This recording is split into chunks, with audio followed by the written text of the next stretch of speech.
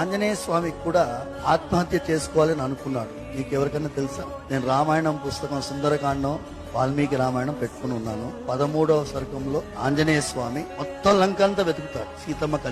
సీతమ్మ కనిపించకపోతే నేను ఇంత దూరం ఎగిరి వచ్చి ఉట్టి చేతులతో పోతే నాకు ఏముంటుంది విలువ? నంబర్ 1. సీత కనిపించలేదంటే రాముల వారి పరిస్థితి ఏముంటుంది? అయోధ్య వాళ్ళ పరిస్థితి ఏముంటుంది? వానర సైన్యం ఏముంటుంది? వాళ్ళందరూ ప్రాణత్యాగం చేస్తారు.